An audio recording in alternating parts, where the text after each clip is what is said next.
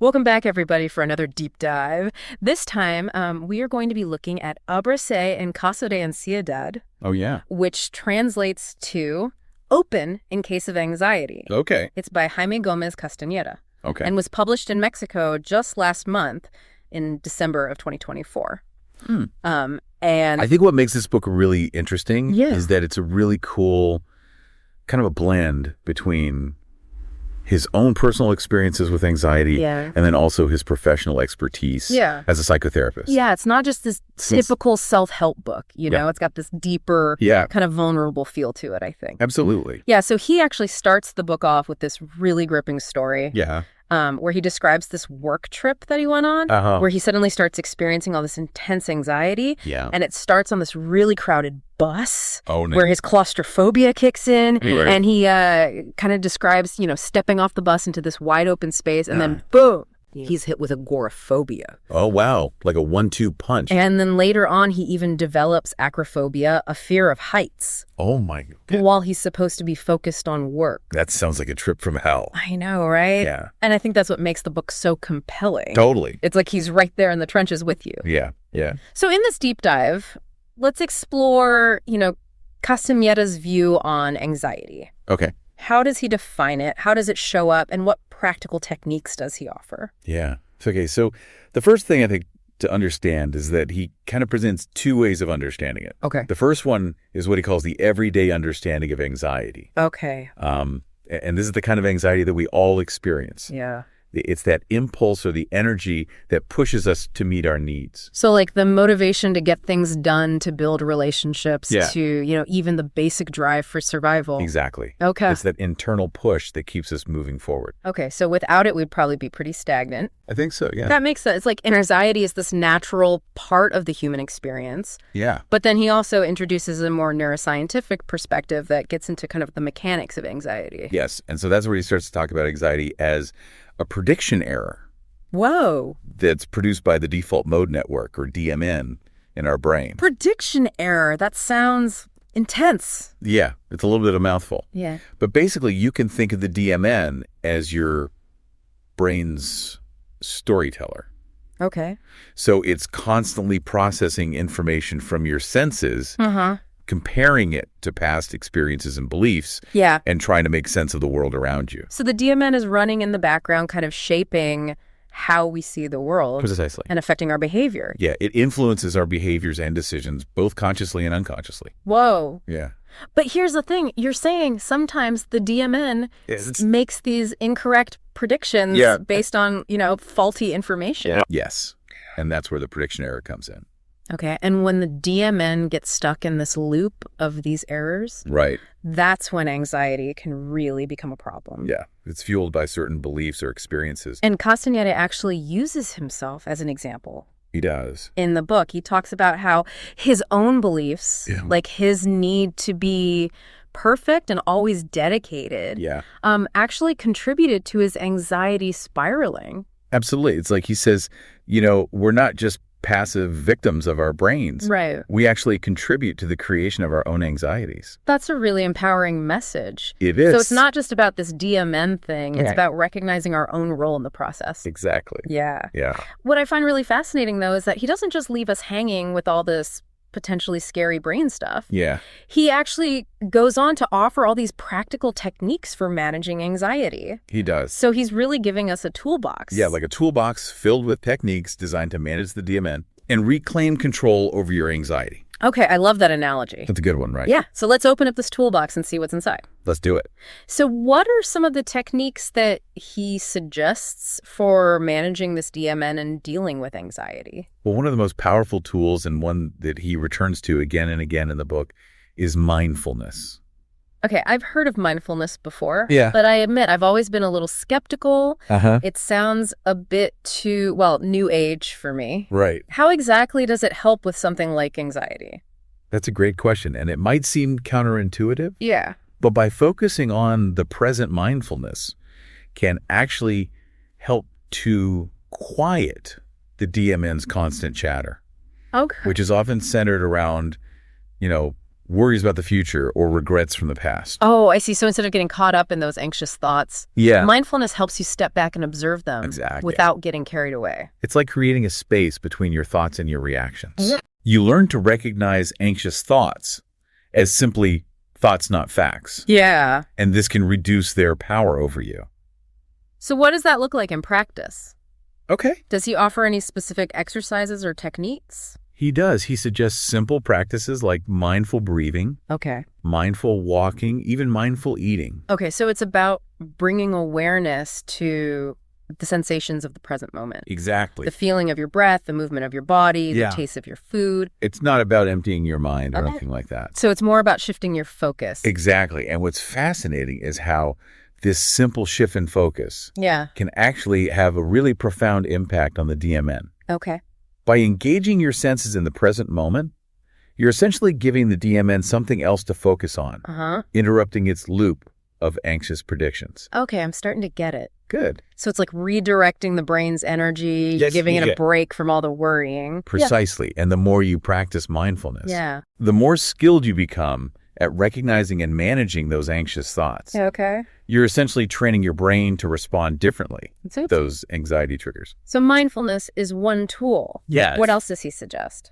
Well, another thing he emphasizes is the importance of dealing with unresolved issues. Okay. He uses this really great metaphor of anxiety being like a warning light on your car's dashboard. Oh, that's a good analogy. It's a signal that something needs attention. So what are some of the things that might be triggering this warning light? Well, it could be past trauma, unhealthy relationships, fears and insecurities, even societal pressures. Got it. Anything that's creating this kind of underlying sense of unease or disharmony. It sounds like he's getting at the root causes of the anxiety. Exactly. Not just addressing the surface symptoms. Yeah. And for addressing these deeper issues, he really advocates for psychotherapy. Okay. It provides a safe and supportive space to explore these underlying causes, understand their impact on your life, and develop strategies for healing and growth. So therapy is another tool in the toolbox. Right. And along with mindfulness and therapy, he also highlights the importance of exercise and nutrition. Okay. You know, there's such a strong connection between physical well-being and mental health. When I'm feeling stressed or anxious, a good workout or a healthy meal definitely helps. Yeah. But how exactly do exercise and nutrition tie into managing anxiety? Well, exercise especially has been shown to have a really direct impact on anxiety. Okay. It releases endorphins, which have mood-boosting effects. Yeah. And it also helps to regulate the nervous system and reduce stress hormones. It's like physically working out the anxiety. In a way, yes. Okay. And on the nutrition side, certain foods can help support brain health and mood regulation. Right. For example, foods rich in omega-3 fatty acids, like salmon and walnuts, have been linked to lower levels of anxiety. So it's about fueling your body with the right ingredients to support mental well-being. And he's also careful to point out that just like with any health concern, it's important to seek professional guidance. Of course. Especially when making any significant changes to your exercise routine or diet. So we've got mindfulness therapy, exercise, and nutrition. We do. Is there anything else in Castaneda's anxiety-busting toolbox? There is, and this one might surprise you. Okay. Reading. Reading. I love to read, but I never really thought of it as a tool for managing anxiety. Well, it's all about engaging the DMN in a positive way. Okay. He talks about how reading can be like feeding your brain with information that can help reshape your thinking and your emotional responses. So instead of letting the DMN run wild with anxious predictions, you're giving it something constructive to focus on. Precisely. He even shares that one of the things that helped him during his own struggles with anxiety was reading a book about anxiety. That's pretty meta. It is a little bit. But I get it. Knowledge is power. Yes. When you understand something better, it can feel less scary. Exactly. And beyond knowledge reading can also provide distraction, emotional support, and even a sense of connection with the author or the characters in the story. Right. All of these could be really helpful in managing anxiety. It's interesting to think about how something as simple as reading can have such a profound impact on our mental state. It is. So what other tools does he suggest? Well, he mentions a few other stress management techniques. Okay. Things like deep breathing exercises, yoga, and spending time in nature. Yeah.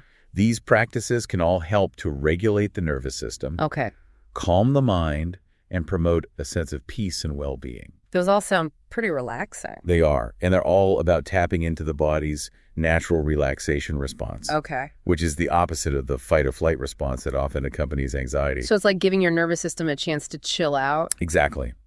And finally, he introduces this concept called contemplation. Contemplation. How's that different from mindfulness? It's similar to mindfulness, but it's a little bit deeper. Okay. It's about observing without judgment, allowing yourself to be fully present in the moment and really absorbing the experience. Can you give me an example? Sure. What exactly would you contemplate? It could be anything that draws your attention and invites you to simply be.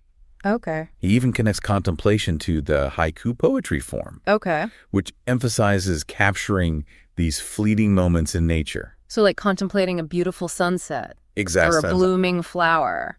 Or it could be something as simple as observing the way light plays on a surface or listening to the sounds of the city. Okay. It's about tuning in to the richness of the present moment without needing to analyze or judge it. Wow. That's quite a toolbox that Castaneda provides. You know, we've gone from mindful breathing to reading to contemplating nature. It is. It's a really diverse approach to managing anxiety. It is. And I think that's one of the book's strengths. Yeah. You know, he offers this whole menu of options. Yeah. Recognizing that what works for one person might not work for another. It takes the pressure off finding that one magic bullet solution, right? Absolutely. It's more about finding what resonates with you and building your own personalized anxiety management plan. Absolutely. Yeah. And it's empowering to realize that you have choices. Yeah. And that you can take an active role in shaping your own mental well-being. So from all of these techniques, is there one that stands out to you as particularly insightful or helpful? You know, for me, the emphasis on understanding anxiety's roots in the DMN really resonated with me. Yeah. It shifts the perspective from seeing anxiety as a personal failing to recognizing it as this complex interplay of brain activity, past experiences, and current circumstances. It kind of takes the shame out of it, doesn't it? It does. It's not about blaming yourself. It's about understanding the mechanisms at play and then finding ways to work with them. Exactly. And once you understand those mechanisms, you could start to use the tools that he provides to manage them. Yeah. Whether it's mindfulness to quiet the DMN's chatter or therapy to address underlying issues. Right. There are these proactive steps that you can take. I think what's really powerful about Castaneda's approach is that it combines both, you know, scientific understanding and practical techniques. Yeah. So it's not just about understanding the brain. It's about using that understanding to create real change in your life. And there's one idea that he touches on that I think is particularly thought-provoking. Okay. He talks about how reading can engage the DMN in a positive way. Right, providing it with different information to work with. Exactly. And it got me thinking, what if we could apply that same principle more broadly? Okay. If we're constantly feeding our DMN with, you know, negative news, stressful deadlines, and social media comparisons, no wonder it's generating anxiety. That's so true. It's like we're training our brains to be anxious. Exactly. But what if we could consciously choose to expose our DMN to more positive, calming, and inspiring input? Yeah. Could we actually train our brains toward a calmer, more resilient state? That's a fascinating question. It is. It makes you realize that you have more control over your mental state than you might think. You really do. Yeah. It suggests that managing anxiety isn't just about reacting to symptoms. It's also about proactively shaping the environment that your brain is operating in. This has been such an insightful deep dive. It has. Castaneda's book really offers a fresh perspective on anxiety. It does. And I love how he combines his personal story with practical advice. Yeah. Well, for our listeners, if you're struggling with anxiety, remember you're not alone. Yeah. There are resources available, tools you can use, and hope for healing and growth. Absolutely.